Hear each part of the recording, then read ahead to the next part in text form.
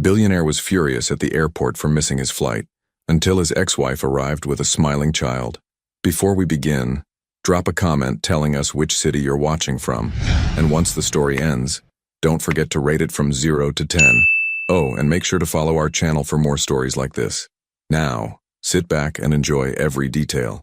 The marble floors of Miami International Airport gleamed under the harsh fluorescent lights as Orrin Maddox paced back and forth near Gate B47. His Italian leather shoes clicked rhythmically against the polished surface, each step echoing his mounting frustration. At 38, Orrin commanded attention wherever he went. His 6'2" frame carried itself with the confidence of a man who had built an empire twice.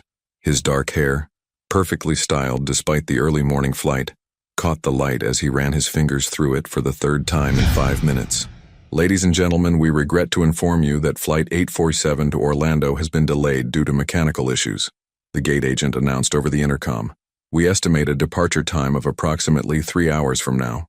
Orrin's jaw tightened as he pulled out his platinum phone, the screen lighting up with 17 missed calls from his assistant. His steel gray eyes scanned the messages quickly before he dialed. "Miranda, yes, I heard," he said before she could speak. "No, I can't take a later flight. The Petrosky Industries meeting is at 2 p.m. sharp, and if we miss this window..." He paused, listening to her response. "I don't care if you have to charter a private jet. This deal is worth $40 million. A young mother nearby struggled to quiet her crying toddler while juggling a diaper bag and coffee. Orrin glanced at them briefly, his expression softening for just a moment before hardening again. Families. Complications. He'd learned long ago that success required sacrifice, and emotional attachments were luxuries he couldn't afford. He ended the call and walked to the floor-to-ceiling windows overlooking the tarmac.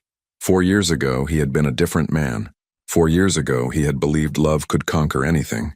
The memory of that rainy Sunday afternoon still haunted his dreams. Thalia's face as he walked away, the sound of her heels clicking against the wet pavement as she tried to follow him, calling his name until her voice cracked. "You're making a mistake, Orrin," she had said. "We can figure this out together." But he had already made up his mind. His tech company was hemorrhaging money, his investors were pulling out, and bankruptcy lawyers were circling like vultures. The woman he loved deserved stability, not a man whose empire was crumbling. So he had chosen the hardest path. He had chosen to let her go. Orrin pulled his shoulders back and straightened his charcoal suit jacket. Those days were behind him now. His new company, Maddox Energy Solutions, had revolutionized renewable battery technology and was valued at over $2 billion. He had rebuilt everything, stronger and better than before. The boy who had lost everything was gone. In his place stood a man who controlled his own destiny. A commotion near the boarding area caught his attention. Passengers were gathering around the gate agent, voices rising in frustration. Orrin checked his Patek Philippe watch, 8:47 a.m. If this delay stretched much longer, he would miss the most important meeting of his career. He was reaching for his phone to call Miranda again, when a sound stopped him cold. A child's laughter, bright and infectious, cut through the chaos of the crowded terminal. Something about it tugged at his chest in a way that felt familiar yet impossible to place. Orrin turned toward the sound, his breath catching in his throat.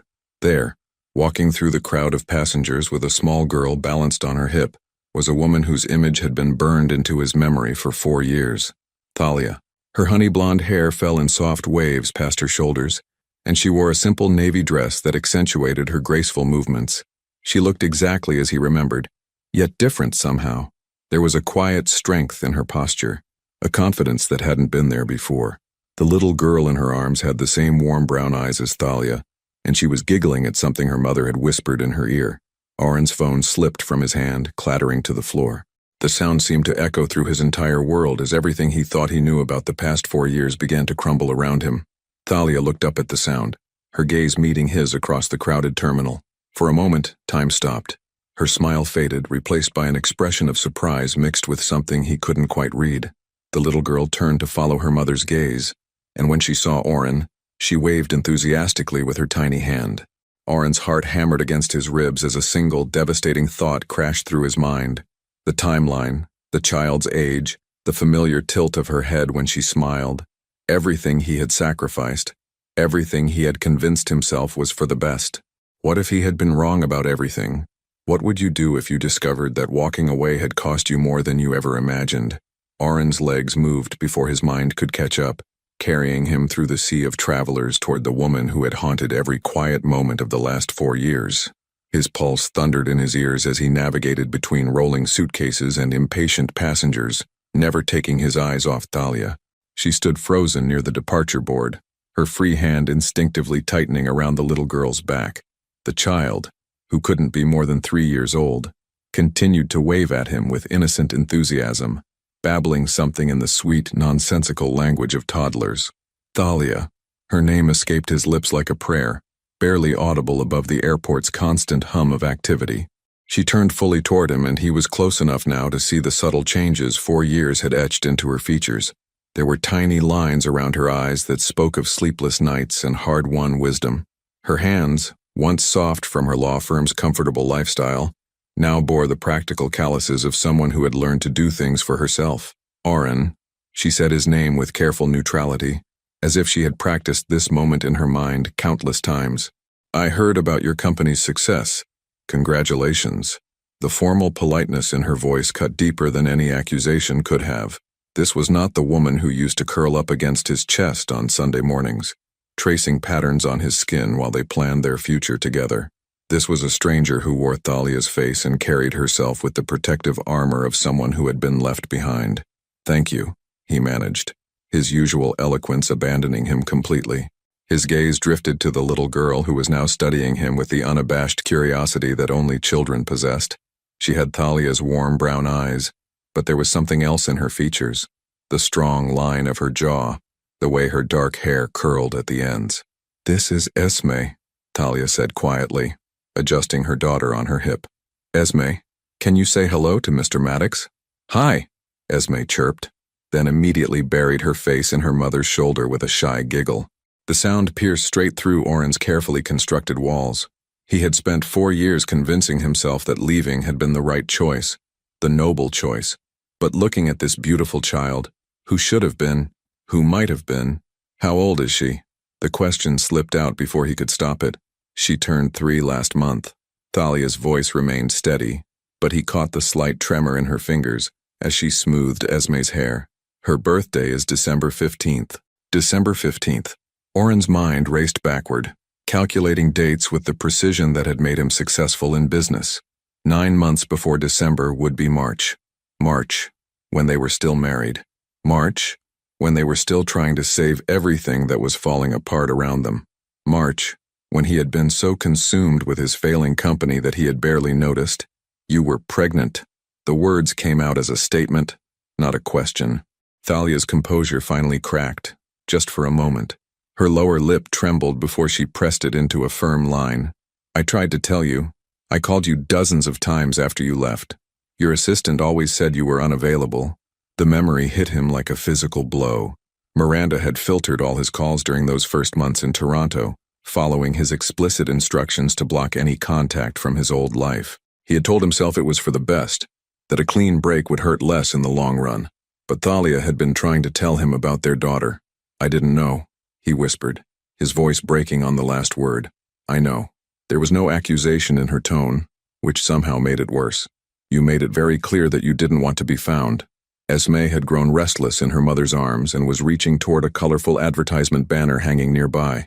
Thalia shifted to accommodate her daughter's movements with the practiced ease of a woman who had been doing this alone for nearly 3 years.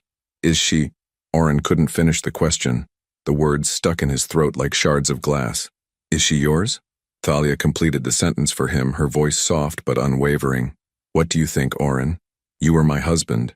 You were the only man I was with. The confirmation should have brought relief or joy, or any number of emotions that a father might feel upon discovering his child. Instead, Oren felt as though the ground had opened beneath his feet. Everything he had built, everything he had achieved, suddenly felt hollow and meaningless. I have a daughter, he said aloud, as if speaking the words might make them feel real. No, Thalia corrected him gently. I have a daughter.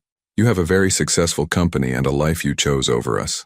The honesty of her words was brutal in its simplicity. She wasn't trying to hurt him, she was simply stating facts.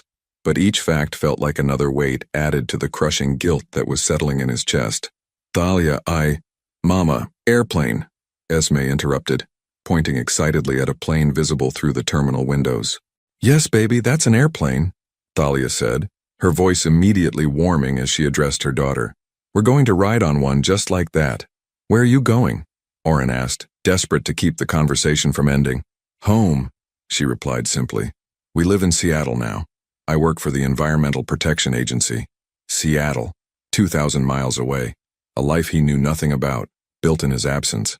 He watched as Esme clapped her hands at the sight of another plane taxiing past the windows, her laughter a sound he was hearing for the first time, but would never be able to forget.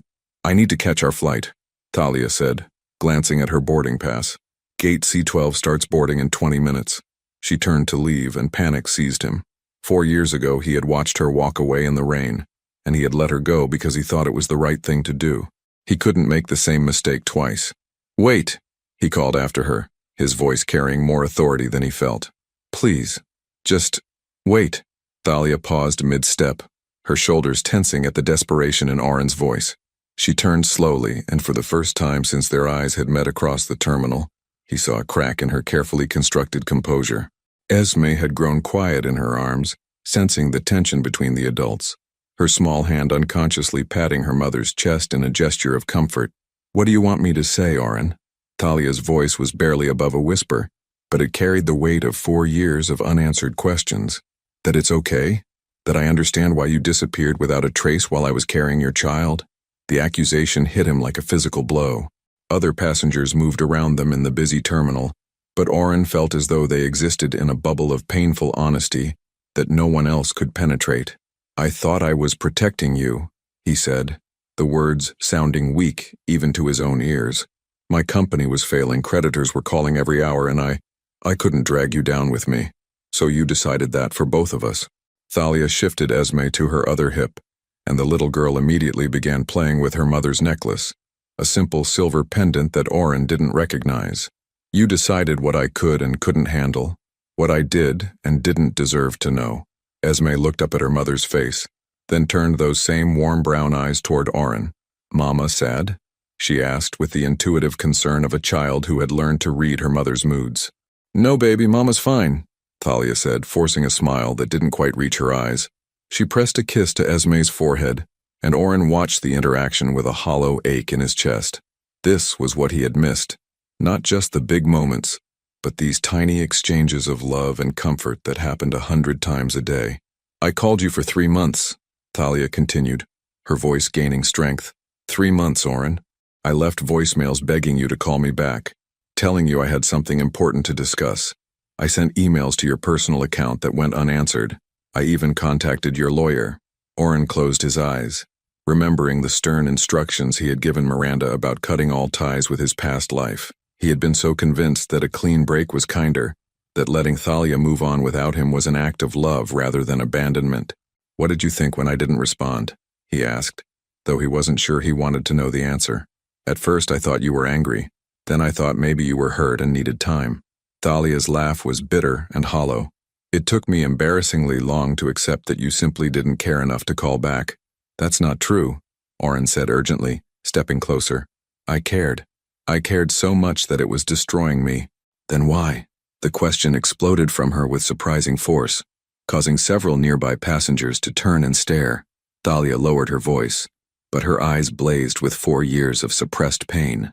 "Why was it easier to break my heart than to trust me with the truth?" Esme had grown fussy during the intense exchange, and she began to whimper softly.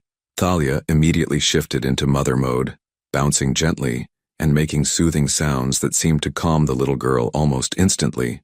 Watching her, Oren felt a profound sense of loss that went beyond missing his daughter's first years.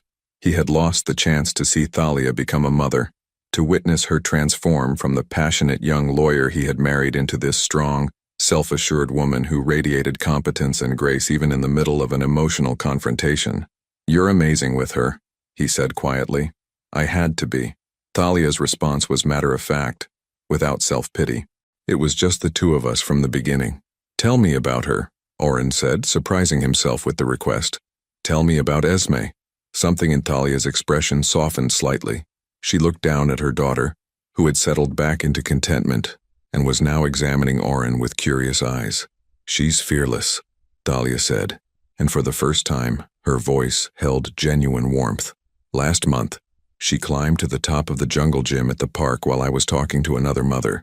By the time I noticed, she was hanging upside down from the monkey bars, laughing like it was the best thing in the world. Despite everything, Aaron found himself smiling. She gets that from you. You used to climb out your dorm room window just to prove you could. She's smart too, Dahlia continued as if she hadn't heard him. She knows all her colors can count to 20, and she's already trying to read. She loves books about animals, especially elephants. She paused, then added quietly, she asks about her daddy sometimes. The words hit Oren like a sucker punch to the gut. What do you tell her? I tell her that her daddy loves her very much but lives far away. Thalia's voice was steady, but he could see the pain in her eyes. I've never said anything bad about you, Oren. Whatever you think of me, I would never do that to her. I don't think badly of you, he said immediately. I think you're incredible. I always have, but not incredible enough to fight for, she replied with devastating simplicity. Before Oren could respond, the airport's announcement system crackled to life. Ladies and gentlemen, Flight 247 to Seattle is now boarding Group A passengers at Gate C12. Thalia straightened, her moment of vulnerability disappearing behind a mask of practical efficiency. That's us, she said, adjusting her purse strap and securing her hold on Esme. Don't go, Oren said, the words tumbling out of him in a rush. Please. I know I have no right to ask, but don't get on that plane. Why? Thalia challenged him. So you can disappear again when things get complicated? So you can decide what's best for us without bothering to ask our opinion? So I can try to fix this, he said desperately. So I can try to be the father she deserves, the man you deserved 4 years ago. Final boarding call for Flight 247 to Seattle, the announcement repeated. Thalia looked toward Gate C12, then back at Oren. In her arms, Esme had begun to doze, her small body relaxed against her mother's chest in complete trust. I have a life in Seattle, Thalia said quietly. A good job, a house, friends who've helped me through the hardest years of my life. I can't just throw that away because you've suddenly decided you want to be involved. I'm not asking you to throw anything away, Oren said, though he wasn't entirely sure what he was asking for. I need a chance. Please. Thalia studied his face for a long moment, searching for something he hoped she would find. Finally, she reached into her purse and pulled out a business card. This is my information in Seattle, she said, pressing the card into his hand. If you're serious about being in Esme's life, really serious, then prove it. Don't just say the words because you're feeling guilty in an airport. Show me that you can commit to something more important than your next business deal. She turned and walked toward the gate without looking back. Oren stood frozen, watching his daughter disappear into the boarding tunnel, the business card trembling in his hand like a lifeline he wasn't sure he deserved to hold. Oren stood motionless in the middle of the terminal, staring at the now empty Gate C12 as if he could will the plane to return. The business card in his hand felt impossibly heavy, a small piece of paper that held the weight of everything he had lost, and possibly everything he could still save. Sir, are you all right? A concerned voice broke through his trance. A young airport employee was looking at him with worried eyes. You've been standing here for 10 minutes. 10 minutes. Had it really been that long? Oren glanced around and realized that the gate area had mostly cleared out, with only a few stragglers waiting for connecting flights. His own flight to Orlando had probably started boarding by now, but he couldn't bring himself to care about the Petrovsky Industries deal that had seemed so crucial an hour ago. I'm fine, he managed, his voice hoarse. Thank you. The employee nodded uncertainly and moved on, leaving Oren alone with his thoughts. He looked down at the business card again. Thalia Crestwood, Senior Environmental Analyst, EPA Region 10, Seattle, Washington. Even her business card spoke to the life she had built without him. Professional, accomplished, independent. His phone buzzed insistently in his pocket. Miranda again, no doubt wondering why he hadn't checked in about the flight delay. With mechanical precision, he answered. Oren, thank God. Miranda's voice crackled through the speaker. I've been trying to reach you. I managed to get you on the 2:30 flight to Orlando. You'll barely make it to the Petrovsky meeting, but cancel it, Oren said quietly. There was a long pause. I'm sorry. Could you repeat that? Cancel the meeting. Cancel the flight. Cancel everything for the next week. Oren, this is the Petrovsky deal. $40 million. We've been working on this for 6 months. I said cancel it, Miranda. His voice carried the edge that had made him successful in boardrooms across 3 continents. Reschedule for next week if they're willing. If not, walk away. Another pause. Longer this time. Are you feeling all right? Did something happen? Something happen. If only it were that simple. Oren closed his eyes and saw Esme's curious brown eyes studying him, heard her sweet voice asking if Mama was sad. His daughter who didn't know him, who had lived 3 years without knowing she had a father who would have moved mountains for her if he had known she existed. I need you to book me a flight to Seattle, he said, surprising himself with the decision. Tonight, if possible. Seattle? But sir, we don't have any business interests in— This isn't business, Miranda. This is personal. The words felt foreign in his mouth. For the past 4 years, everything had been business. Every decision had been calculated. Every relationship had been transactional. Every emotion had been carefully compartmentalized and filed away. But standing in this airport, holding a business card that represented the family he had abandoned, Oren felt the walls he had built around his heart beginning to crumble. I'll need a hotel reservation as well, he continued. Something nice, but not ostentatious. And Miranda, I need you to clear my calendar for the foreseeable future. Sir, with all due respect, you have the Henderson acquisition review on Thursday, the board meeting on Friday, and the investors' dinner on— Delegate what you can, postpone what you can't. I trust your judgment. For how long? Miranda's voice was tight with barely controlled panic. Oren, you haven't taken a real vacation in 3 years. I don't know, he admitted. Maybe a week. Maybe longer. After ending the call, Oren walked slowly toward the exit, his mind racing. What was he doing? He had built his new empire on discipline, on never letting emotions cloud his business judgment. He had scheduled his life down to 15-minute increments, optimized every decision for maximum efficiency. Flying to Seattle on a whim to chase after a woman who had every right to hate him was not just impractical, it was completely unlike the man he had become. But maybe that was the problem. Maybe the man he had become wasn't the man he wanted to be. The automatic doors slid open, and he stepped into the humid Florida air. Palm trees swayed in the afternoon breeze, and tourists hurried past with sunglasses in vacation excitement. It struck him how different this was from what Esme was seeing right now. Clouds and mountains and the promise of rain. A different world entirely, one he had never been part of. His phone buzzed with a text from Miranda. Flight to Seattle departing at 8:45 p.m. Hotel Andra downtown, reserved for 1 week. Sir, please call me if you need anything. 8:45. That gave him 6 hours to figure out what he was going to say when he saw Thalia again. 6 hours to plan an apology that could somehow account for 4 years of absence, for missing his daughter's birth, her first steps, her first words. As he walked toward the taxi stand, Oren caught his reflection in the glass doors of the terminal. He looked like what he was, a successful businessman in an expensive suit, polished and controlled and completely out of his depth when it came to matters of the heart. But beneath the surface, he could feel something stirring that he hadn't felt in years. It wasn't the calculated confidence that carried him through corporate negotiations, or the cold determination that had rebuilt his fortune. It was something more dangerous, and infinitely more valuable. It was hope. The taxi driver looked at him expectantly as he slid into the back seat. Where to? Oren was quiet for a moment, thinking about the question that went far deeper than transportation. Where was he going? Toward a future he had never imagined. Toward a woman who had every reason to shut the door in his face, toward a little girl who might never see him as anything more than a stranger.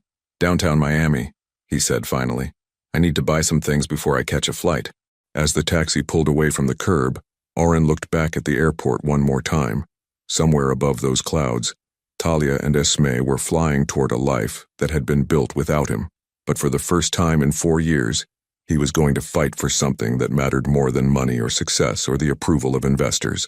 He was going to fight for his family. The Seattle morning greeted Oren with a gentle drizzle that seemed to blur the edges of everything. The towering evergreens, the distant mountains, the glass and steel buildings that stretched toward a pewter sky. He stood at the window of his hotel room on the 14th floor, nursing his 3rd cup of coffee and watching the city wake up below him. He had barely slept. Every time he closed his eyes, he saw Esme's face, heard her innocent voice asking if Mama was sad. The weight of 3 years of missed bedtime stories, missed holidays, missed moments pressed against his chest like a physical ache. On the mahogany desk behind him lay the fruits of his previous evening's shopping expedition, a plush elephant, Thalia had mentioned Esme loved elephants, and a collection of children's books he had spent an hour selecting with the help of a patient bookstore employee. Now in the sober light of morning, they seemed like pathetic offerings, inadequate tokens that couldn't possibly bridge the chasm he had created. His phone buzzed with yet another message from Miranda, but he ignored it. The corporate world that had consumed every waking moment of his life for 4 years suddenly felt as distant as another planet.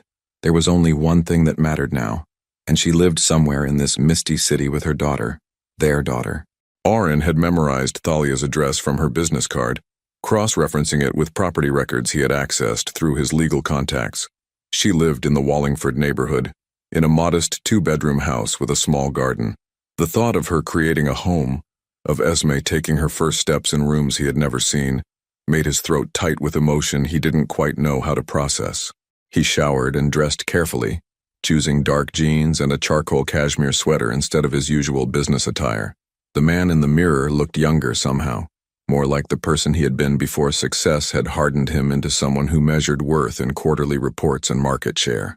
The drive to Wallingford took 20 minutes through streets that gleamed wet in the morning light. Oren found himself studying the neighborhoods they passed. Coffee shops where Thalia might grab her morning latte, parks where Esme might play on swings, libraries where they might spend rainy Saturday afternoons reading together. These were the details of a life he had forfeited, moments he could imagine but had never lived. Number 4247, Meridian Avenue, was a charming craftsman-style house painted sage green with white trim. A small garden bloomed in the front yard despite the season, and a child's tricycle sat on the covered porch next to 2 pairs of rain boots, one adult-sized, one impossibly tiny. The sight of those little yellow boots nearly undid him. Oren sat in his rental car for 10 minutes, gathering courage he hadn't needed since he was 25 and asking Thalia to marry him. What if she refused to see him? What if she called the police? What if Esme was frightened of the strange man who claimed to be her father? Finally, he forced himself out of the car and walked up the stone path to the front door. The elephant and books felt clumsy in his hands as he rang the doorbell, its cheerful chime echoing inside the house. Footsteps approached, light and quick, and then the door opened to reveal Thalia in yoga pants and an oversized University of Washington sweatshirt, her hair pulled back in a messy ponytail. She looked younger than she had at the airport, more relaxed, until she saw him standing on her porch. Oren.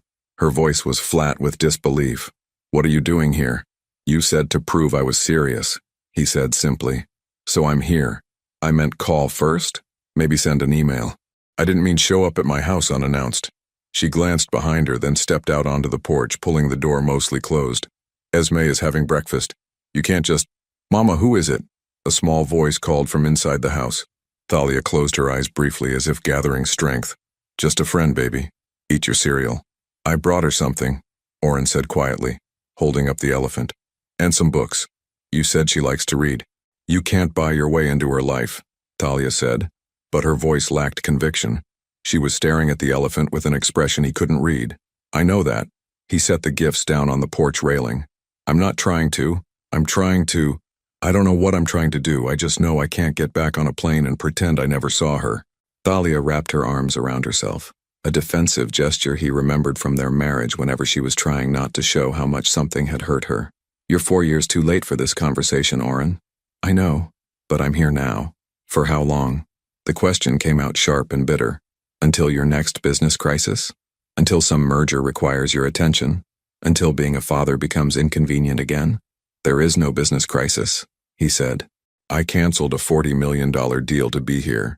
That stopped her. Thalia stared at him with something approaching shock.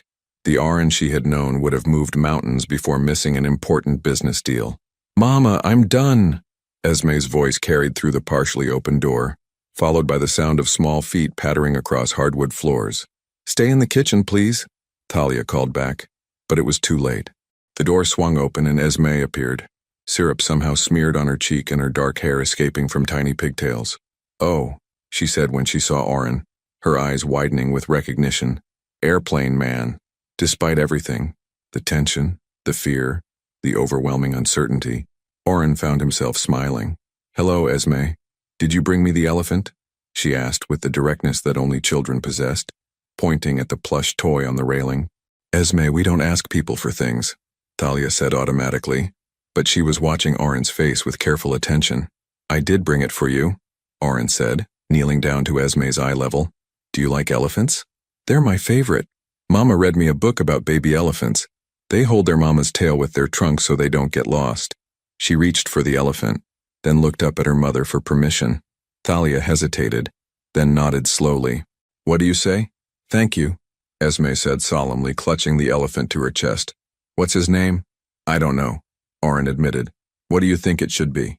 Esme studied the elephant seriously, her small face scrunched in concentration. Peanut, she announced finally. Because elephants like peanuts and he's gray like one. Peanut is a perfect name, Oren said, and meant it completely. Esme, go put Peanut in your room and wash your face, Thalia said gently. We need to get ready for daycare. Can Airplane Man come see my room? Esme asked hopefully. Not today, sweetheart, maybe. Thalia's voice trailed off as she looked at Oren. Maybe another time. Esme nodded with the easy acceptance of childhood and skipped back inside, already chattering to Peanut about all the other toys he was going to meet. Alone again on the porch, Thalia and Oren stood in silence, broken only by the gentle patter of rain on the roof. Finally she spoke. She needs stability, Oren. Consistency. She needs people who show up when they say they will and don't disappear when life gets complicated. I understand, he said quietly. Do you? Thalia challenged. Because that little girl in there has never had a father. She's never even asked why other kids have daddies and she doesn't. She's accepted that it's just her and me against the world. If you want to change that, if you really want to be part of her life, then you need to understand that there are no takebacks. There are no trial runs. Either you're all in, or you walk away now and never come back. The ultimatum hung between them like a bridge that could either connect them or collapse entirely depending on his next words. Oren thought about his company, his perfectly orchestrated life, the safety of emotional distance he had cultivated so carefully. Then he thought about Esme naming her elephant Peanut, about 3 years of bedtime stories he would never read, about a little girl who held onto elephant tails so she wouldn't get lost. I'm all in, he said. 3 weeks had passed since that morning on Thalia's porch, and Oren was beginning to understand the vast difference between declaring himself all in and actually living it. He sat in a child-sized plastic chair at Tiny Tot's daycare, his knees practically touching his chin, watching Esme show him her finger painting with the pride of a master artist, unveiling her greatest work. This is you, she announced, pointing to a tall brown figure that looked more like a tree than a person. And this is me and Mama and Peanut having a picnic. It's beautiful, Oren said, and meant it completely. Can I keep it? Esme nodded enthusiastically, already moving on to show him the block tower she had built earlier. Her easy acceptance of his presence still amazed him. Children, he was learning, were remarkably adaptable when adults didn't complicate things with their own baggage. It was the adults who were proving more challenging. Daddy pickup? Miss Jennifer, the daycare teacher, had asked when he'd arrived that afternoon. She was young, probably fresh out of college, with the patient smile that all preschool teachers seem to master. Not exactly, he'd replied, the word daddy hitting him like a physical weight. It's complicated. And it was complicated. In the past 3 weeks, he had learned that parenting wasn't a skill you could acquire in a boardroom or master through strategic planning. It was messy and unpredictable and required a kind of patience that had nothing to do with closing deals or managing quarterly projections. He had also learned that Thalia had built a life so full and purposeful that his absence hadn't left the gaping hole he'd somehow expected. She had friends, good friends who gathered for weekend barbecues and took turns watching each other's children. She had neighbors who knew Esme's name and asked about her scraped knees. She had a community that had embraced both mother and daughter with the kind of warmth he'd forgotten existed. Oren? Thalia's voice cut through his thoughts. She stood in the daycare doorway, still in her work clothes, a navy blazer and crisp white shirt that made her look every inch the accomplished professional she'd become. But her expression was guarded, the way it had been for most of the past 3 weeks. Mama! Esme launched herself from her chair and into Thalia's arms, chattering immediately about her day. Oren came to see my painting and we read 3 books, and I showed him how I can write my name. That's wonderful, baby, Thalia said, smoothing Esme's hair with automatic tenderness. Her eyes met Oren's over their daughter's head. Could I speak with you for a moment? Outside? The tone made his stomach tighten. Nothing good ever followed that particular request. He nodded and followed her out to the daycare's small playground, where Seattle's perpetual drizzle had left the swings glistening and empty. "We need to talk," Talia said without preamble. "This arrangement isn't working." "What do you mean?" Oren asked, though he suspected he knew exactly what she meant. "You've been here every day for 3 weeks. You're living in a hotel. You've apparently put your entire business on hold, and you're treating this like some kind of extended vacation." She crossed her arms, a gesture he recognized as her preparing for battle. "That's not sustainable, Oren. That's not real life. I'm trying to get to know my daughter," he said defensively. "By hovering. By showing up at daycare pickup like some kind of part-time volunteer." Thalia's voice was getting sharper, drawing attention from a few parents collecting their own children. She lowered her voice, but the intensity remained. "Esme is starting to expect you every day. What happens when you get bored of playing house and go back to your real life?" "This is my real life," he insisted. But even as he said it, he could hear how it sounded. His phone had been buzzing constantly with calls from investors, board members, employees who needed decisions only he could make. His company was running on autopilot, and autopilot was never a long-term strategy. "Is it?" Thalia challenged. "Because yesterday your assistant called me." "Did you know that?" "She wanted to know when you'd be returning to work because apparently you have a board meeting on Thursday that's been postponed 3 times. Oren's jaw tightened. "Miranda shouldn't have called you. She's worried about you. She said you've never taken more than a long weekend in 3 years, and now you've been gone almost a month with no return date." Thalia stepped closer, and he could smell her familiar perfume mixed with the coffee she'd probably been drinking all afternoon. "She thinks you're having some kind of breakdown." "Maybe I am," he said quietly. "Maybe realizing I have a 3-year-old daughter I've never met counts as a breakdown. It doesn't have to be all or nothing, Oren." For the first time, Thalia's voice softened slightly. "You can be part of her life without abandoning everything else. But you have to figure out what that looks like. Because this," she gestured toward the daycare, toward the liminal space they'd been occupying for weeks. "This isn't a life. It's just postponing the inevitable decision." A car pulled up to the curb, and Oren recognized the driver as Rebecca, one of Thalia's closest friends. Rebecca had made it clear from their first meeting that she considered him somewhere between a flight risk and a natural disaster, and her expression as she got out of the car suggested her opinion hadn't improved. "Hey, Thal," Rebecca said, acknowledging Oren with a curt nod. "Ready for dinner? Marcus is making his famous lasagna and the kids are dying to see Esme." "Almost," Thalia said. "Just give us a minute." Rebecca looked between them, clearly sensing the tension. "Everything okay?" "Fine," Thalia said quickly.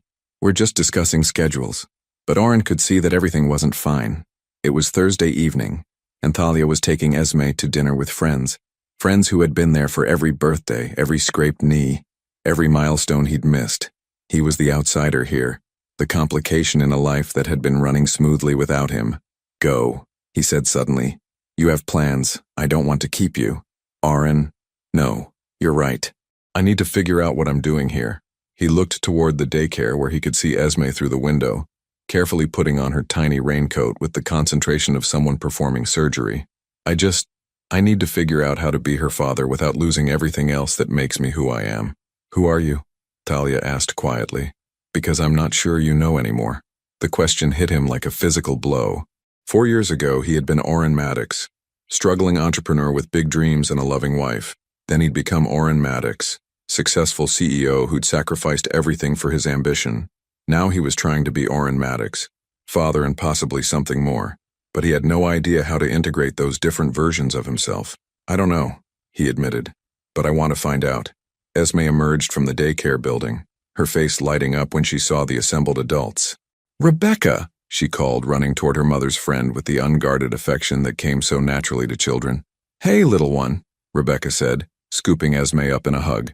"Ready for some of Marcus's cooking?" "Yes, and I want to tell him about Peanut and how Oren taught me to play chess," Esme chattered excitedly, oblivious to the undercurrents of adult tension surrounding her. Oren watched this exchange, noting how easily Esme moved between the adults in her life, how secure she seemed in their affection. She had never known a world where love was conditional or temporary, never learned to protect her heart the way he had. That innocence was something worth protecting, even if it meant stepping back to preserve it. "I should go back to Miami," he said suddenly, the words surprising even him. "Just for a few days. Handle some things that can't wait." Thalia studied his face carefully, And then I come back, but I do it right this time. I find a way to be her father that doesn't require me to pretend I don't have responsibilities elsewhere. That would be good, she said, and he caught something in her voice that might have been relief. Esme needs consistency, but she also needs to understand that people can care about her even when they're not physically present. Can I say goodbye to her? He asked. Thalia nodded, and he walked over to where Esme was animatedly describing her finger painting to Rebecca. When he knelt down beside her, she threw her arms around his neck with the uninhibited affection that still took his breath away. Are you coming to Marcus's house? She asked hopefully. Not tonight, sweetheart. I have to go away for a little while, but I'll be back soon. Promise. The word was muffled against his shoulder, but he heard the uncertainty underneath it, the first crack in her easy trust. I promise, he said, and meant it with every fiber of his being. And when I come back, maybe we can have our own adventure. Just you and me and Mama. Esme pulled back to look at his face, studying him with the serious expression she wore when trying to understand adult complexities. Finally, she nodded. Okay, but don't forget about me. The words were like a knife to his chest. Never, he said fiercely. I could never forget about you. As he walked back to his rental car, Oren could hear Esme's laughter mixing with the voices of people who had loved her since birth. He had work to do, not just in Miami, but on himself. He needed to figure out how to be the father she deserved without losing the man he'd fought so hard to become. But for the first time in weeks, he felt like he had a plan that extended beyond the next day, the next visit, the next fumbling attempt to insert himself into a life that had flourished in his absence. He had a future to build, and this time, he wasn't going to do it alone. The 42nd floor of the Maddox Energy Solutions building offered a commanding view of Miami's skyline, but Oren found himself staring at his phone instead of the glittering cityscape beyond his office windows.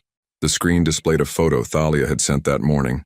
Esme at the Seattle Zoo, standing in front of the elephant exhibit with Peanut clutched in her arms, her face bright with wonder. She insisted on bringing Peanut to meet the real elephants, Thalia's accompanying text had read. She told them all about her daddy who lives far away but calls every night. Every night for 2 weeks now, ever since he'd returned to Miami to handle what Miranda had diplomatically called urgent corporate matters. The calls had become the highlight of his days. 20 minutes of Esme's chatter about her adventures, her new words, her endless questions about why airplanes flew and where clouds came from. Last night she'd sung him a song she'd learned at daycare, her small voice earnest and slightly off-key through the phone speaker. Sir? Miranda's voice from the doorway interrupted his thoughts. The Henderson team is here for the acquisition review. Oren looked up, momentarily disoriented. The Henderson acquisition, a renewable energy startup in California that would expand their West Coast operations significantly. 6 months ago, this meeting would have consumed his thoughts for weeks. Now he had to actively remember the details. Give me 5 minutes, he said, setting his phone face down on the polished mahogany desk. Miranda hesitated, an unusual display of uncertainty from his normally unflappable assistant. Sir, if I may, you seem distracted lately. Is everything all right? Everything's fine, Oren replied automatically, then paused. Miranda had been with him for 3 years, had seen him through every crisis and triumph since he'd rebuilt his empire. She deserved better than a dismissive non-answer. Actually, it's complicated. The situation in Seattle? She asked gently. When his eyebrows rose in surprise, she smiled. You talk to someone every night at 8:30 Pacific time. You've never missed a call, even during the Petrovsky negotiations. It doesn't take a detective to figure out that someone is important. Oren studied his assistant's face. Sharp, intelligent, surprisingly perceptive. Her name is Esme, he said quietly. She's 3 years old, and she's my daughter. If Miranda was shocked by the revelation, she hid it well. And her mother is someone I should have fought for a long time ago. Miranda nodded slowly, processing this information with the same methodical approach she brought to everything. The calls make sense now, and the change in your schedule, the way you've been handling meetings differently. She paused. You're trying to leave space for them. Is it that obvious? To someone who's watched you work 18-hour days for 3 years, yes. Miranda moved closer to his desk, her expression serious. Sir, if I may offer some unsolicited advice, please. You can't live in 2 places at once, not indefinitely. Whatever you're trying to prove to yourself or to them, you need to make a decision before it tears you apart. Before Oren could respond, his phone buzzed with an incoming call. The name on the screen made his heart skip. Thalia. She never called during work hours, always careful to respect the boundary between his professional obligations and their tentative new arrangement. I need to take this, he said, already answering. Thalia, is everything okay? Oren. Her voice sounded strained, distant. I'm at the hospital. Esme is fine, she added quickly. But she had an accident at daycare. She fell off the monkey bars and broke her arm. The words hit him like a physical blow. His daughter was hurt, scared, in pain, and he was 2,000 miles away looking at acquisition reports. Is she? How bad is it? Clean break, the doctor says. She'll need a cast for 6 weeks. Thalia's voice was steady, but he could hear the exhaustion underneath. She's been asking for you. She wants to know why you can't come hold her hand while they put the cast on.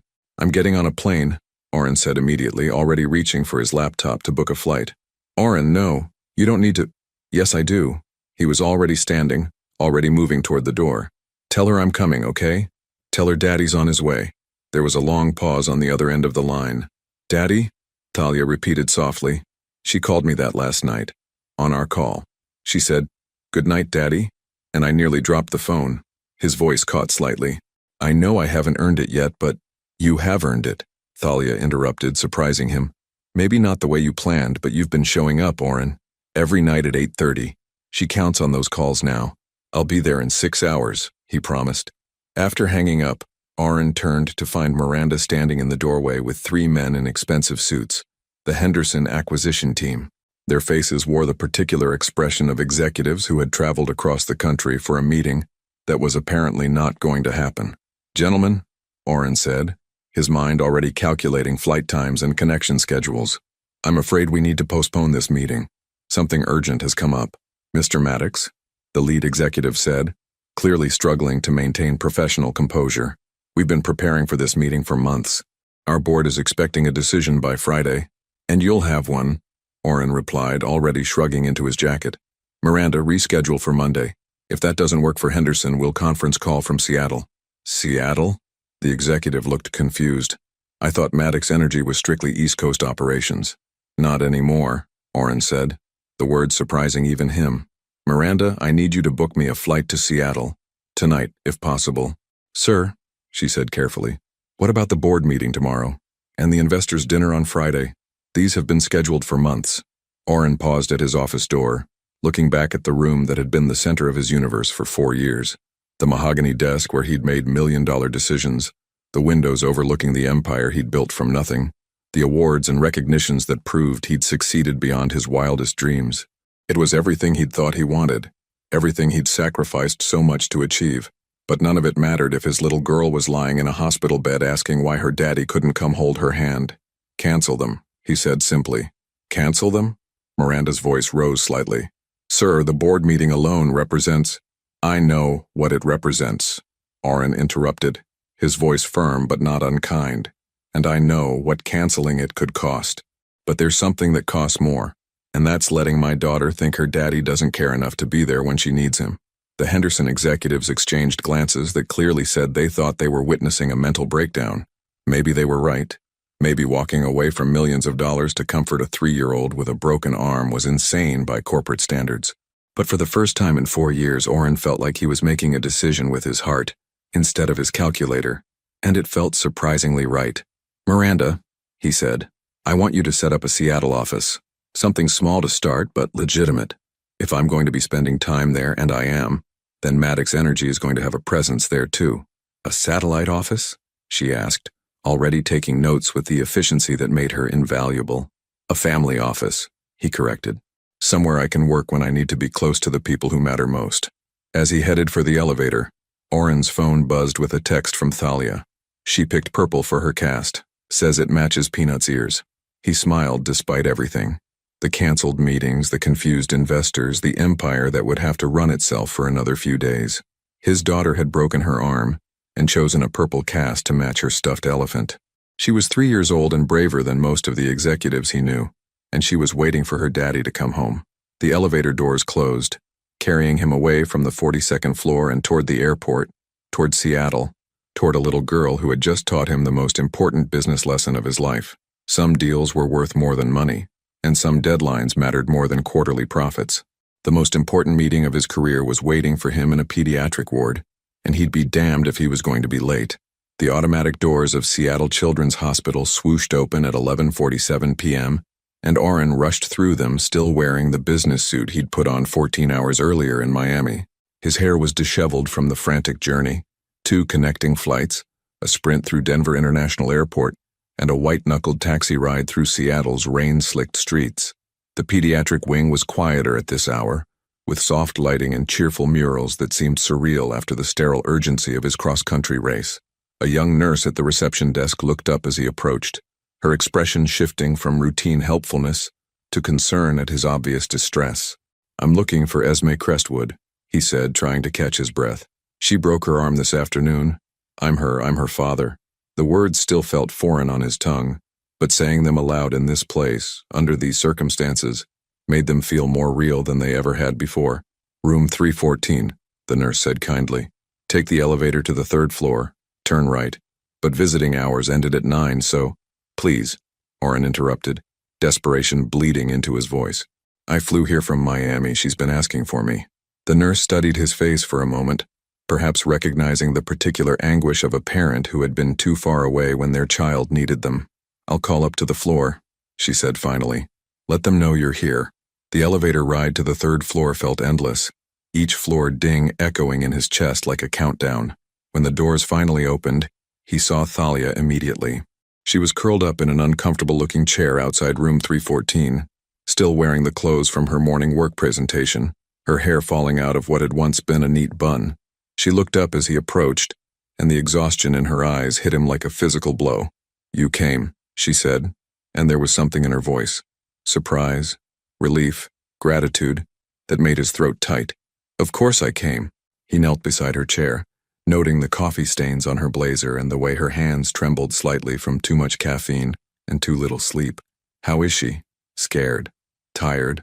The pain medication makes her groggy, but she keeps waking up asking if you're here yet." Thalia rubbed her eyes, smearing mascara she'd probably applied 12 hours ago. "The doctors say the break was clean. 6 weeks in the cast, then physical therapy. Can I see her?" Thalia nodded toward the partially open door. "She finally fell asleep about an hour ago, but—" She hesitated, then seemed to make a decision. "She'll want to see you when she wakes up." Oren pushed the door open slowly, his heart hammering as he stepped into the dimly lit room. Esme looked impossibly small in the hospital bed, her dark hair spread across the pillow like spilled ink. Her left arm was encased in a purple cast that seemed enormous against her tiny frame, and Peanut the elephant was tucked securely under her good arm. Someone, probably a nurse, had drawn flowers and stars on her cast with colorful markers, and there was a stack of get-well cards on the bedside table from her daycare classmates. The sight of this evidence of her life, her community, her world that existed completely independent of him, made his chest ache with a complex mixture of gratitude and loss. He pulled a chair close to her bed and sat down carefully, not wanting to wake her. In sleep, she looked even more like Thalia.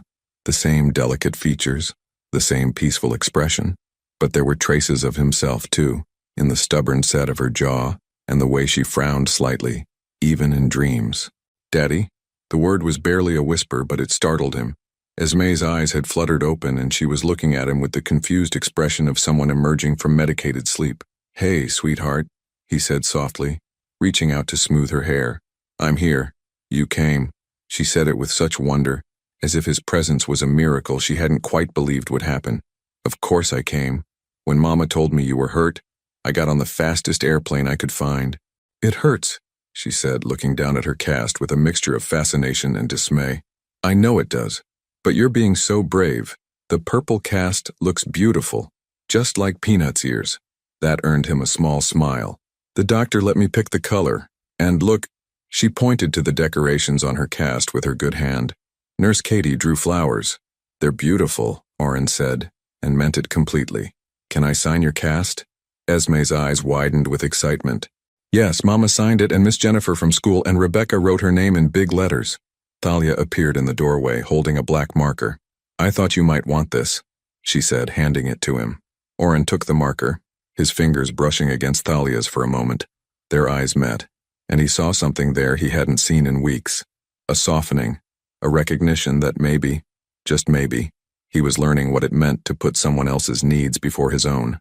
"What should I write?" he asked Esme. "Write that you love me," she said with the directness that only children possessed. Oren's hand trembled slightly as he uncapped the marker.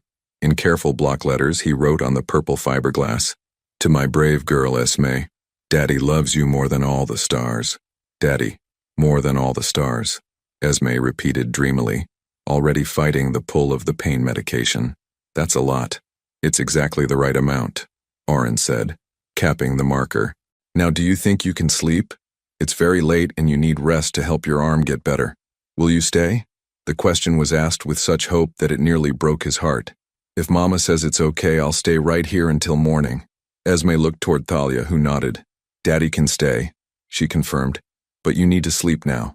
"Okay." Esme settled back against her pillow, but her good hand reached out toward Oren. "Will you hold my hand? It makes the hurt go away." Oren took her small hand in his, marveling at how perfectly it fit, how natural the gesture felt despite being so foreign. "Always," he promised. "Whenever you need me to, I'll hold your hand." Within minutes, she was asleep again, her breathing even and peaceful, but Oren didn't let go of her hand, afraid that releasing it might somehow break the spell of this moment, his daughter trusting him completely, depending on him to keep the hurt away. Thalia had settled into the other chair beside the bed, and they sat in comfortable silence for a while watching their daughter sleep. "Thank you," Thalia said finally, so quietly he almost missed it. "For what?" "For coming. For dropping everything and getting on a plane." She looked at him across the small space between their chairs. "The Oren I married would have done the same thing. I wasn't sure the Oren you'd become would remember how. I almost didn't," he admitted. "For about 30 seconds I thought about the meetings I was missing, the deals that might fall through, but then I realized that none of that matters if she thinks I don't care enough to be here when she needs me." "She was so brave today," Thalia said, her voice thick with emotion. "When it happened, she didn't cry until they put her in the ambulance. And you know what she said to me while we were waiting for the x-rays?" "What?" She said, "Don't worry, Mama. Daddy will come. He promised he wouldn't forget about me." Thalia wiped at her eyes with the back of her hand. "I've spent 4 years teaching her to be independent, to not need anyone except me. But she needed you today, and somehow she knew you'd come." Oren looked down at his sleeping daughter, at their joined hands, at the purple cast that would remind them both of this moment for weeks to come. "I meant what I wrote," he said quietly. "I love her more than all the stars. I love her more than anything I've ever built or achieved or accumulated." "I know," Thalia said. "I can see it. The way you look at her, the way you rushed here tonight. It's not obligation or guilt. It's love. I love you too." The words slipped out before he could stop them, hanging in the air between them like a bridge he wasn't sure was ready to be crossed. Thalia was quiet for so long he began to think she hadn't heard him. When she finally spoke, her voice was barely above a whisper. "I know," she said again. "But love was never our problem, Oren. Trust was. The belief that we were stronger together than apart. Are we?" he asked. "Stronger together?" Thalia looked at their daughter, sleeping peacefully between them, her small hand anchored in her father's larger one. "I'm beginning to think we might be," she said. "But it's going to take time, and work, and proof that this version of you, the one who cancels million-dollar meetings to hold his daughter's hand, is here to stay." "He is," Oren said with quiet certainty. "He's not going anywhere." Outside the hospital windows, Seattle slept under its blanket of rain clouds. But inside room 314, a family was slowly, carefully learning how to be whole again. One held hand, one whispered promise, one brave little girl at a time. 2 months later, Oren stood in the kitchen of his newly rented house in Wallingford, 3 blocks from Thalia and Esme, trying to flip pancakes without burning them. The cast had come off Esme's arm the previous week, leaving behind a pale line of skin and a collection of stories she told to anyone who would listen about her purple adventure. "Daddy, they're smoking," Esme announced from her perch on the kitchen counter, swinging her legs and pointing at the pan with the authority of a seasoned cooking critic. "I see that," Oren said, quickly flipping what had once been a pancake and now resembled something closer to abstract art. "Maybe we should stick to cereal for breakfast." "No way. Mama says you have to practice to get good at things." Esme reached for the syrup bottle, which Oren quickly moved out of her reach. She practiced law for years before she got good at it. The mention of Thalia made Oren's chest tighten in the familiar way it had for the past 8 weeks. They were something. Not together, not exactly, but not apart either. They had dinner twice a week. Sometimes the three of them, sometimes just him and Esme. They attended school events together, coordinated schedules with the ease of longtime partners, and navigated the complex territory of co-parenting with surprising grace. But they hadn't kissed. They hadn't talked about the future beyond next week's plans. And Oren still went home alone every night to his rental house with its pristine guest bedrooms and empty refrigerator that Esme regularly declared boring. The doorbell rang and Esme immediately perked up. "That's Mama. She said she'd come early to help with breakfast." But when Oren opened the door, it wasn't Thalia standing on his porch. It was a woman he'd never seen before. Tall, elegant, with silver-streaked hair and the kind of pearls that spoke of old money. Her eyes, however, were achingly familiar. "Hello, Oren," she said with a slight southern accent that made his name sound like honey. "I'm Catherine Crestwood, Thalia's mother. Mrs. Crestwood." Oren's mind raced. Thalia had mentioned that her parents were flying in from Charleston for Esme's birthday next week, but she'd been notably vague about the details of their visit. "May I come in?" Catherine asked, though it was clearly more of a statement than a question. "I believe we have some things to discuss." "Grandma Catherine," Esme's delighted shriek echoed from the kitchen, followed by the sound of small feet running across hardwood floors. Catherine's stern expression melted instantly as Esme launched herself into her grandmother's arms. "My sweet girl," she said, holding Esme close. "Look how tall you've gotten. I grew 2 whole inches since Christmas, and I can write my whole name now, see?" Esme grabbed a crayon from the counter and carefully wrote Esme on a napkin.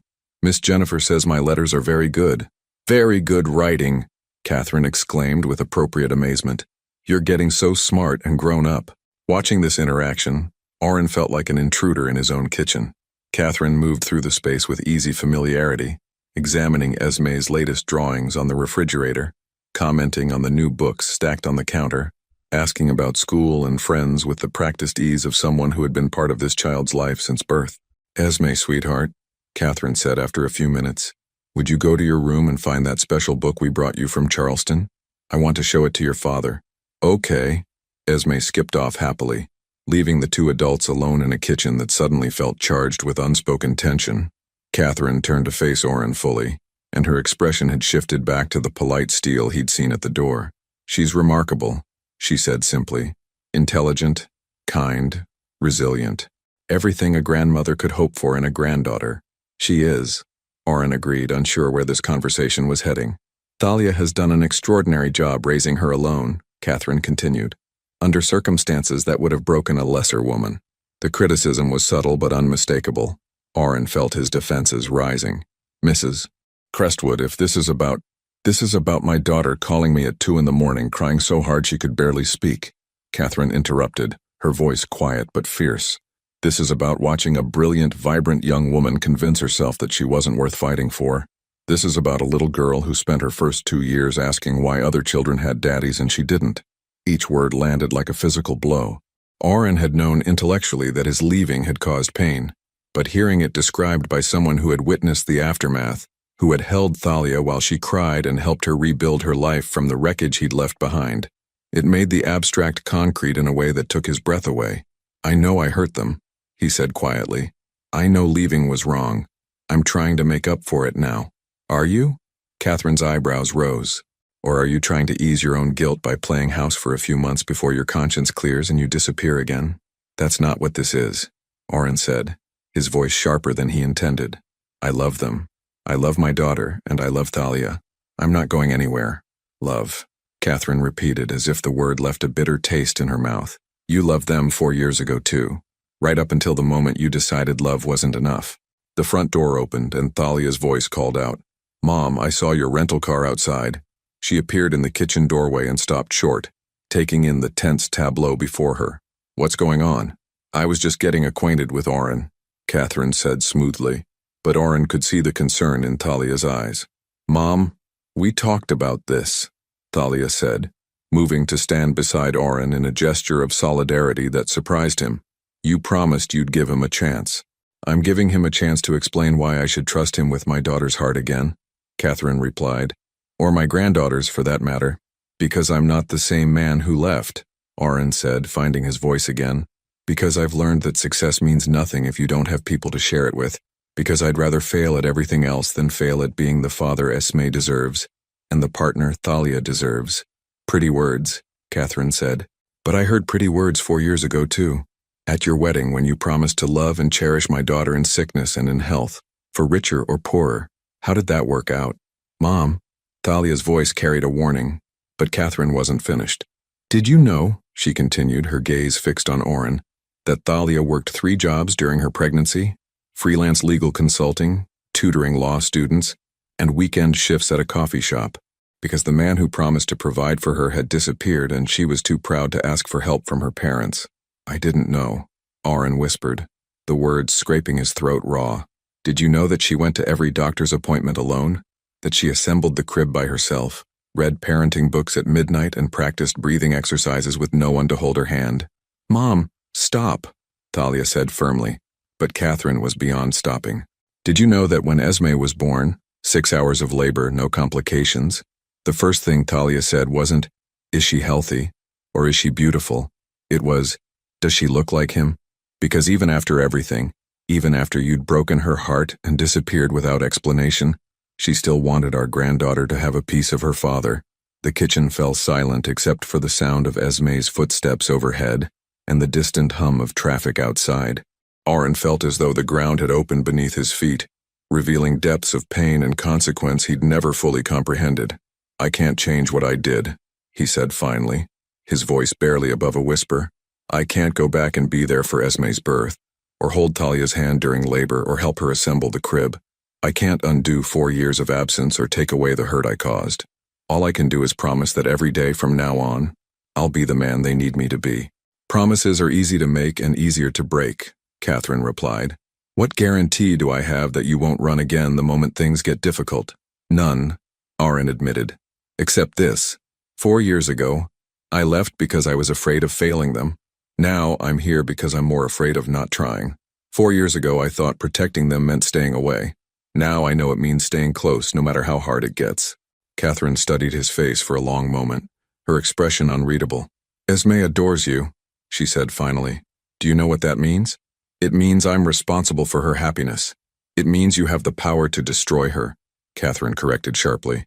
Children love unconditionally, completely. If you let her down, if you disappear from her life again, you won't just be breaking a promise to a woman. You'll be teaching a little girl that the people who claim to love her can't be trusted. I know, Oren said quietly, and I swear to you, on everything I hold dear, that I will never let that happen. Grandma, I found the book. Esme's voice carried down the stairs, followed by the thunder of small feet on hardwood. She burst into the kitchen holding a leather-bound photo album, her face bright with excitement. It's pictures of Mama when she was little like me. Catherine's expression softened again as she took the album from Esme. That's right, sweetheart. I thought your daddy might like to see what Mama looked like when she was your age. As Esme climbed into Catherine's lap and began turning pages, pointing out pictures and telling stories she'd obviously heard many times before, Oren caught Thalia's eye across the kitchen. She was watching her mother and daughter with an expression of love so pure it made his chest ache. This was what he'd missed. Not just the big moments, but these quiet Saturday mornings filled with burnt pancakes and family stories and the easy intimacy of people who had loved each other through everything. He'd given up paradise because he'd been too afraid to fight for it. But he was fighting now. And for the first time since Catherine had appeared at his door, he thought maybe, just maybe, it might not be too late to win it back. The Seattle Children's Museum was alive with the controlled chaos of a 4-year-old's birthday party. Balloons bobbed from every available surface, and the air was filled with the delighted shrieks of children discovering the wonders of the water table exhibit. Esme, resplendent in a purple dress that matched her now-healed arm, was holding court near the gift table, her face glowing with birthday joy. Oren stood at the edge of the celebration, watching his daughter, 4 years old today, distribute pieces of elephant-shaped cake to her friends with the serious concentration of a diplomat negotiating world peace. 6 months ago, he hadn't known she existed. Now, watching her blow out candles and make a wish with eyes squeezed tight, he couldn't imagine a world without her laughter echoing through it. She wished for a pony, Thalia said, appearing beside him with 2 cups of punch. Same thing she's wished for since she learned what ponies were. Maybe we should consider it, Oren replied, accepting the cup gratefully. There's that stable outside the city that offers riding lessons. We? Thalia raised an eyebrow, but there was amusement in her voice rather than challenge. Before Oren could respond, Catherine appeared with Esme in tow, the birthday girl clutching a large wrapped box. "Sweetheart, this one is special," Catherine announced. "It's from your daddy." Esme's eyes widened as she accepted the box, which was almost as big as she was. The room fell quiet as other parents and children gathered around to watch her unwrap what was clearly the main event. "It's heavy," Esme grunted, trying to lift it. "Here, let me help," Oren said, kneeling beside her. Together they peeled away the wrapping paper to reveal a beautiful wooden dollhouse, not the plastic kind from toy stores, but a handcrafted masterpiece with working lights, tiny furniture, and extraordinary attention to detail. "Oh," Esme breathed, her hands hovering over the miniature house as if she was afraid to touch it. "It's the most beautiful thing in the whole world." "Look inside," Oren said softly.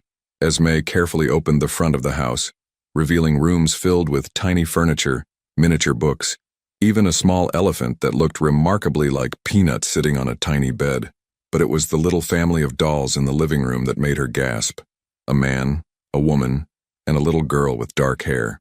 "It's us," she whispered, looking up at Oren with wonder. "It's our family." "That's right," Oren said, his voice thick with emotion. "A family that stays together." Catherine, who had been watching this exchange with careful attention, moved closer. "Did you make this yourself?" she asked, examining the craftsmanship with obvious surprise. "I had help," Oren admitted. "There's a woodworker in Belltown who specializes in custom pieces. But I designed it. Every room, every piece of furniture. I wanted it to be perfect for her." "The detail is extraordinary," Catherine murmured, running her finger along the tiny baseboards. "This must have taken months." 3.5 months, Oren confirmed. "I started it the day after she broke her arm. I wanted to give her something that would last, something that would remind her that some things, some people, are built to stay." Thalia had been unusually quiet during this exchange, but now she knelt beside Esme in the dollhouse. "Sweetheart, what do you think the family is doing in their living room?" Esme studied the tiny figures seriously. "They're having a meeting," she announced. "The daddy is telling the mama and the little girl that he loves them and he's sorry he was away for so long." The words hit the assembled adults like a physical force. Several other parents shifted uncomfortably, sensing undercurrents they didn't understand. But Catherine's sharp intake of breath was audible. "And what does the mama say?" Thalia asked gently. "She says she forgives him," Esme replied matter-of-factly, carefully adjusting the tiny female figure. "Because forgiveness is what families do. That's what you told me when I broke your favorite mug, remember? You said families forgive each other because love is stronger than mistakes. The simplicity of it, the pure, uncomplicated wisdom of a 4-year-old, broke something open in the room." Oren felt tears threatening for the first time since the airport 6 months ago. "Daddy?" Esme looked up at him with those warm brown eyes that were so like her mother's. "Are you sad?" "No, sweetheart," he managed. "I'm happy. I'm so happy I get to be here for your birthday." "Will you be here for my next birthday too?" she asked, with the directness that only children possessed. "Yes," he said without hesitation. "And the one after that and all the ones after that until you're old enough to not want your daddy at your birthday parties anymore. I'll always want you at my parties," Esme declared with 4-year-old certainty, "even when I'm 100. The party continued around them, but Oren was only dimly aware of the other children playing, the other parents chatting. His entire world had narrowed to this moment. His daughter's joy, Thalia's soft smile, and even Catherine's grudging nod of approval as she examined the dollhouse. Later, as they were packing up the gifts and deflated balloons, Catherine approached him again. The museum was nearly empty now, just their small family group and a few stragglers finishing up in the gift shop. "The dollhouse," she said without preamble. "It's not just a toy, is it?" "What do you mean?" "It's a promise. A very expensive, very public promise." Catherine's voice was thoughtful rather than accusatory. "You're telling everyone, including my daughter, that you see a future here, a permanent one." "Yes," Oren said simply, "I am. And if that future doesn't materialize, if things get complicated again or your business demands your attention, or you decide that playing house was just a phase, then I'll have failed at the most important thing I've ever attempted," Oren replied. "And I'll deserve whatever consequences come with that failure." Catherine studied his face for a long moment. "You know, I hated you for 4 years. she said conversationally. Completely, utterly hated you for what you did to my daughter. You had every right to. I did, and part of me still does. She paused, watching as Esme showed Thalia how the tiny lights in the dollhouse worked. But watching you today, seeing how you look at them, I'm beginning to think maybe hatred is a waste of energy that could be better spent elsewhere. Does that mean? It means you get a chance, Catherine interrupted. One chance. Not because you've earned it, but because they deserve to be happy. And if that happiness includes you, then I suppose I can learn to live with it. It wasn't forgiveness. Not yet. But it was hope. And for now, that was enough. Daddy, look! Esme called from across the room where she was carefully arranging the tiny family in the dollhouse kitchen. They're having dinner together just like we do. Aaron walked over and knelt beside her, marveling at how she had positioned the figures around the miniature table with such care. They look happy, he observed. They are happy, Esme confirmed, because the daddy came home and said he was sorry, and now they're all together again. Is that what you wish for? Aaron asked gently. For all of us to be together? Esme nodded solemnly. Every night when I say my prayers, I ask for a pony and for all of us to live in the same house, and for you and Mama to be happy like the mamas and daddies in my storybooks. Aaron's throat tightened. Esme, sweetheart, grown-up feelings are complicated. Sometimes people love each other, but do you love Mama? Esme interrupted with 4-year-old directness. Yes, he said without hesitation. Very much. And Mama loves you. I can tell because she gets the same happy face when you come over that she gets when we have ice cream for breakfast. Despite everything, Aaron smiled. Does Mama let you have ice cream for breakfast? Only on special days, Esme said conspiratorially, like when it's snowing or when she's really, really happy about something. Esme, Thalia called from across the room. Time to pack up. We need to get home so you can call Grandpa and Grandma Johnson to thank them for your present. As they gathered the last of the party supplies, Aaron found himself alone with Thalia for a moment. Thank you, he said quietly, for letting me be part of this, for letting me be part of her life. You don't have to thank me for that, Thalia replied. She's your daughter too. She deserves to have her father at her birthday party. I mean all of it. The hospital, the dinners, the way you've let me into her world without making me feel like an intruder. I know it can't have been easy. Thalia was quiet for a moment, watching as Esme carefully placed the dollhouse family back in their living room. It wasn't easy, she admitted, but it was right. And maybe some things are worth being difficult for.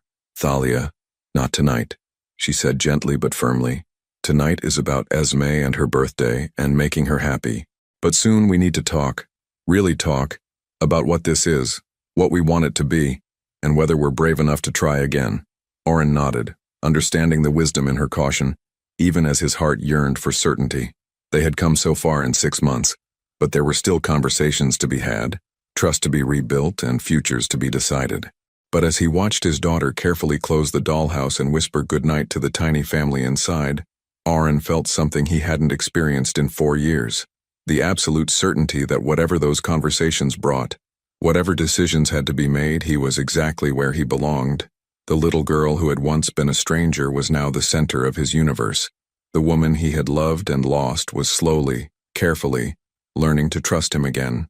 And for the first time since that rainy afternoon 4 years ago, Aaron believed in second chances. Daddy, Esme said sleepily as he carried her to the car, the dollhouse carefully secured in his other arm. This was the best birthday ever. I'm glad, sweetheart, he replied, pressing a kiss to her forehead. Sweet dreams. I love you, Daddy, she whispered, already half asleep against his shoulder. I love you too, baby girl, he whispered back, more than all the stars. And as they walked out into the Seattle evening, Aaron knew that whatever came next, those words would always be true. Some promises, once made, could never be broken again. 18 months later, the morning sun streamed through the kitchen windows of the Craftsman house on Meridian Avenue, casting golden rectangles across the hardwood floors that Esme had learned to navigate on her new bicycle just last week. The walls were painted a warm sage green now, the same color as the exterior, and family photos covered every available surface. Esme's first day of kindergarten, their camping trip to Mount Rainier, last Christmas morning when she discovered the real pony grazing in Rebecca's backyard. Aaron stood at the stove, successfully flipping pancakes this time, while Esme sat at the kitchen island helping Thalia sort through wedding invitations. The gold band on his left ring finger caught the light as he worked, still new enough to feel foreign, familiar enough to feel right. "This one has flowers," Esme announced, holding up an invitation with delicate watercolor blooms around the edges. "Aunt Rebecca will like this one because she has flowers in her garden." "That's very thoughtful," Thalia said, making a note on her list. "What about this one for Uncle Marcus and David?" The wedding was still 3 months away, but Esme had appointed herself chief consultant on all matters of decoration, menu selection, and guest seating arrangements. She took these responsibilities seriously, approaching each decision with the same focused concentration she brought to her kindergarten homework. "Daddy?" she called without looking up from the invitations. "Can Peanut be the ring bearer?" "I think ring bearers are supposed to be people, not elephants," Oren replied, sliding a perfect golden pancake onto her plate. "But Peanut is very responsible," Esme argued. "He never loses things, and he's been to lots of important events." "That's true," Thalia agreed solemnly. "Remember when he came to my job interview at the university? He was very professional." 6 months ago, Thalia had accepted a position as Associate Professor of Environmental Law at the University of Washington, a dream job that allowed her to teach, research, and still maintain the work-life balance that had become precious to all three of them. The transition had been seamless, partly because Oren's Seattle office had grown from a satellite location to the primary headquarters of Maddox Energy Solutions' new Pacific Northwest division. "Fine," Oren conceded with mock seriousness. "Peanut can be the ring bearer, but he has to wear a tuxedo." "Elephants don't wear tuxedos, Daddy," Esme giggled. "That's silly. Then how will people know he's important?" "Because he'll be carrying the rings for when you and Mama promise to love each other forever and ever," she replied with 5-year-old logic that brooked no argument. Thalia met Oren's eyes across the kitchen island, and the look that passed between them was rich with shared memory. The proposal had happened 6 months ago, on a quiet Sunday morning much like this one. No grand gestures or elaborate planning, just Oren getting down on one knee while Esme built a fort out of couch cushions in the living room, his voice shaking as he asked if Thalia would be willing to try forever one more time. "I want to marry you," he had said, "not because I think it will fix what I broke, but because I can't imagine a future that doesn't include you and Esme in it. I want to grow old with you. I want to help Esme with her homework and teach her to drive and walk her down the aisle someday. I want to be the man you both deserve every single day for the rest of my life." Thalia's answer had been immediate and sure. "Yes, but we're doing this right this time. No running, no secrets, no putting work before family. We're all in, or we're not in at all." "All in," he had promised, slipping his grandmother's ring onto her finger, while Esme cheered from her blanket fort, now watching his daughter debate the merits of different invitation fonts with the seriousness of a Supreme Court justice. Oren marveled at how completely his life had transformed. The man who had once measured success in quarterly profits and market share now found his greatest achievements in perfect pancakes and homework help, and the sound of his daughter's laughter echoing through their home. The Seattle office was thriving. They had just landed a major contract with the city for renewable energy infrastructure, but Oren's definition of thriving had evolved. Success now meant being home for dinner every night, never missing a school performance, and building a company culture that prioritized family alongside profit. "Daddy, you're burning the pancakes again," Esme observed with the patience of someone who had witnessed this particular mistake many times. "Right," Oren said, quickly flipping them. "Good catch.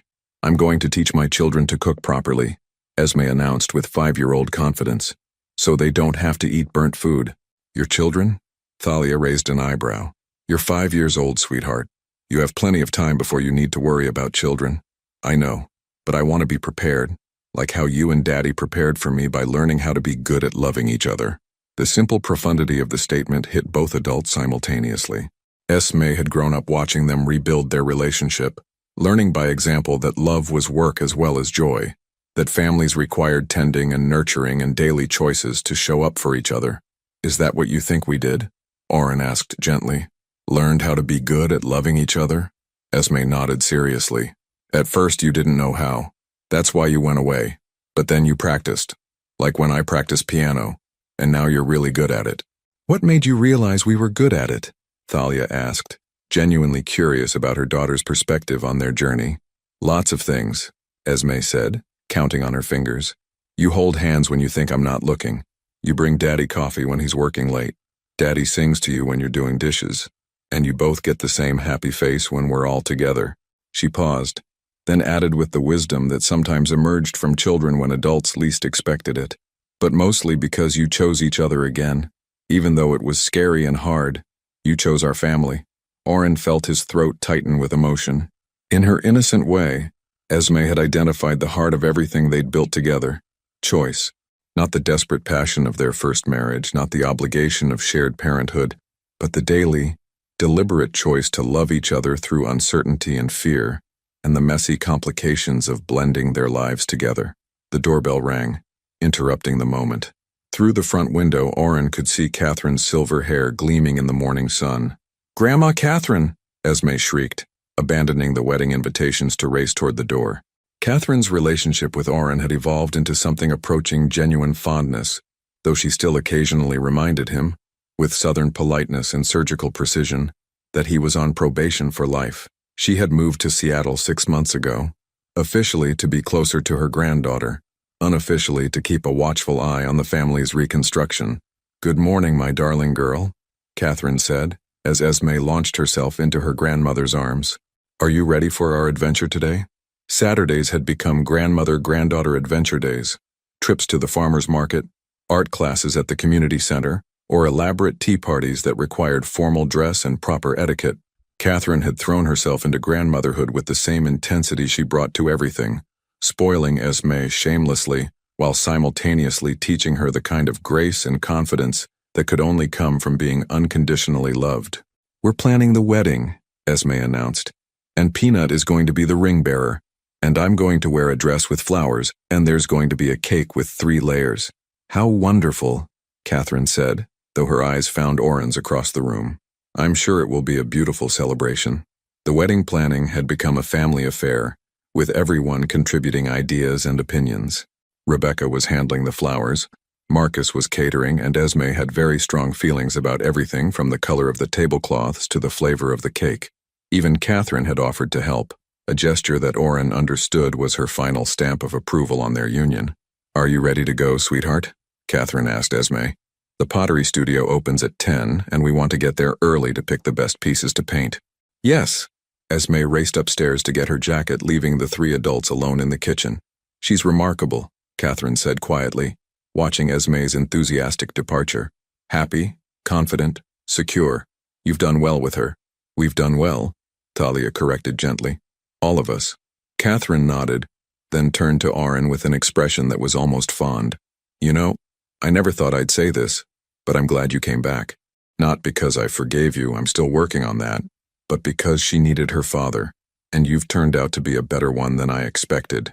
"Thank you," Oren said, understanding that this was as close to a benediction as he was likely to get from his future mother-in-law. "Don't let it go to your head," Catherine added with a wry smile. "I'm still watching you." After Catherine and Esme left for their adventure, Talia and Oren found themselves alone in the quiet house, a rare occurrence that they had learned to treasure. The wedding invitations lay scattered across the kitchen island, tangible proof of the future they were building together. "Are you nervous?" Talia asked, settling into his arms as they stood by the kitchen window overlooking the garden, where Esme's swing set stood next to the vegetable patch they'd planted together last spring. "About the wedding?" "No." Oren pressed a kiss to the top of her head, breathing in the familiar scent of her shampoo. "About everything else?" "Terrified." "Everything else? Being the husband you deserve, being the father Esme needs, building something that lasts this time instead of falling apart when things get hard." Talia turned in his arms to face him, her hands framing his face with gentle certainty. "You know what's different this time?" "What?" "This time we're not trying to be perfect, we're just trying to be present. For each other, for Esme, for all of it." She smiled, the expression lighting up her entire face. "And you've been present every day for almost 2 years now. Even when it was hard. Even when my mother was suspicious and Esme was challenging and work was complicated. You stayed." "I'm going to keep staying," Oren promised, the words carrying the weight of every mistake he'd made and every lesson he'd learned. "Whatever comes, job changes, family crises, Esme's teenage years, I'm not going anywhere." "I know," Talia said simply. "That's why I said yes. That's why I'm not afraid anymore." They stood there in their kitchen, surrounded by the comfortable chaos of family life, holding each other in the golden morning light. Outside, Seattle was waking up. Neighbors walking dogs, coffee shops opening, children riding bicycles down tree-lined streets. Their life was ordinary now in the best possible way, filled with the small daily miracles that Oren had once been too busy to notice. His phone buzzed with a text from Miranda, who had relocated to Seattle along with the company headquarters. Reminder, you have the Thompson Industries call at 2 p.m. Also, Esme left her art supplies in your office again. Work? Thalia asked, noting his smile as he read the message. Work, he confirmed. But it can wait. I have more important things to do today. Such as? Such as finishing these wedding invitations with my fiancé, and picking up our daughter from her pottery adventure, and maybe taking both my favorite girls out for ice cream to celebrate another perfectly ordinary Saturday in our perfectly ordinary life. Ice cream for lunch? Thalia raised an eyebrow in mock scandal. Sometimes the best celebrations are the ones you don't plan, Oren replied, pulling her closer. Besides, I think we've earned the right to have ice cream whenever we want. As if summoned by their conversation, Esme's voice echoed from the front porch. We're back, and I made you a wedding present. She burst through the front door with Catherine trailing behind, holding a small ceramic bowl painted with lopsided hearts and flowers. Her face was streaked with paint and glowing with pride. It's for your rings, she announced, presenting the bowl with ceremonial seriousness. So you never lose them, because rings are promises, and promises are the most important things in the whole world. Oren knelt down to accept the gift, marveling at the pure joy radiating from his daughter's paint-smudged face. It's perfect, he said, and meant it completely. It's the most beautiful ring bowl I've ever seen. Will you use it every night? Esme asked hopefully. Every single night, he promised. And every morning when we put our rings back on, we'll remember how much you love us and how lucky we are to be your parents. As evening settled over Seattle, the four of them gathered in the living room for their traditional Saturday movie night. Esme had chosen a story about elephants, her current obsession, and was curled up between Oren and Thalia on the couch, Peanut clutched securely in her arms. Daddy, she said during a quiet moment in the film, do you think the baby elephants in the movie know how much their mama and daddy love them? I think they do, Oren replied, smoothing her hair with gentle fingers. Love like that is hard to miss. Good, Esme said with satisfaction. Everyone should know they're loved like that. As the credits rolled and Esme dozed between them, Thalia reached for Oren's hand. Their fingers intertwined naturally, wedding rings catching the soft light from the television screen. Thank you, she whispered. For what? For coming back. For staying. For giving us this. Oren looked around their living room, at the family photos covering the walls, at his daughter sleeping peacefully between them, at the woman who had forgiven him for the unforgivable, and taught him that love was both more fragile and more resilient than he'd ever imagined. Thank you, he whispered back, for letting me come home. Outside, Seattle settled into evening quiet, and inside their sage-green house on Meridian Avenue, a family that had been broken and rebuilt learned once again that the best promises were the ones you kept one day at a time, one choice at a time, one perfectly ordinary moment at a time. Some stories end with grand gestures and dramatic declarations. Others end with sleeping children and held hands and the quiet certainty that tomorrow will bring more chances to choose love over fear, presence over absence, family over everything else. This was one of the second kind. Would you have found the courage to rebuild a broken family? Or would fear have kept you from taking the risk? Your participation means a lot to the channel. Please share your thoughts in the comments. Thank you for watching. If you enjoyed the story, please subscribe to our channel and leave a comment below letting us know what you thought. Your feedback and support mean a lot to us. Stay tuned for more exciting stories.